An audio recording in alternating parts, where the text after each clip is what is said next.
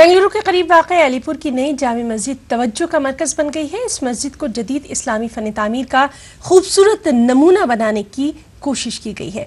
तो नाज़रीन, आप देखिए हमारे बुलेटिन की खास रिपोर्ट। खास बात में फिलहाल इतना ही, लेकिन ताज़ा खबरों के लिए आप लॉग इन कर सकते हैं urdu.news18.com पर। उसके अलावा आप हमें फेसबुक और ट्विटर पर भी फॉलो कर सकते हैं। आदाब।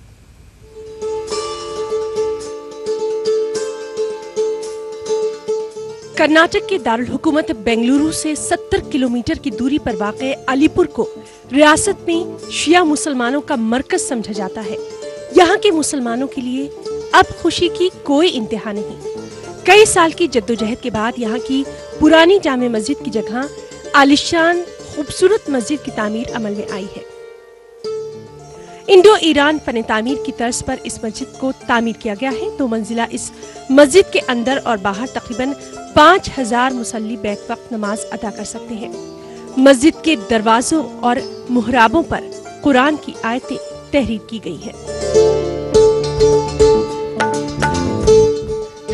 कदीम ज़माने में ईरान के इंजीनियरों ने हिंदुस्तान में एक ऐसी बुनियाद मस्जिदों की और आशिक़ानों की डाली है, उससे जो है आज पीछा छुड़ाया नहीं जा सकता। और आज जो हमारे दरमियान मस्जिद तामीर हुए है, उसे जो है तर्ज़े तामीर पर मैं बस इतना कहूँगा कि ये इंडो ईरान तर्ज पर जो है बनी हुई मस्जिद है, जो खूबसूरत अंदाज में बनी है। तामीर कमेटी है, उन लोगों का साथ होते हुए हमारे अंजुमन जाफरिया के से ये पूरा तामीर हुआ है। और हमारे पूरे जितने भी मोमिन अलीपुर पूरा इसका ताउन किए हुए हैं। पूरे देहर में से ताउन से बहुत अच्छा हमारा साथ देके ये तामीर हुआ। छोटे से मुकाम अलीपुर में जामे मस्जिद के अलावा खूबसूरत इमाम बाड़े, आशूर खाने, शबीह करबला, शबीह नजफ और मजहबी अहमियत की हामिल दीगर इमारतें मौजूद हैं।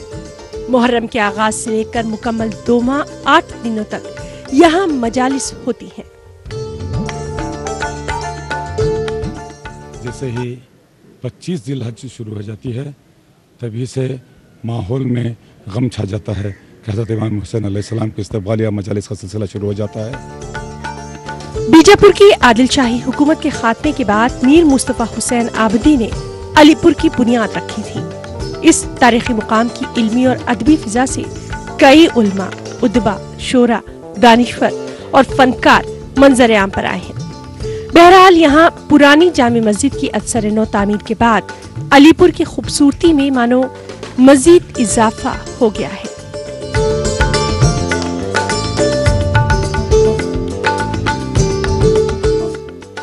ईटीवी न्यूज़ के लिए अलीपुर कर्नाटक से रऊफ अहमद हलूरू की रिपोर्ट।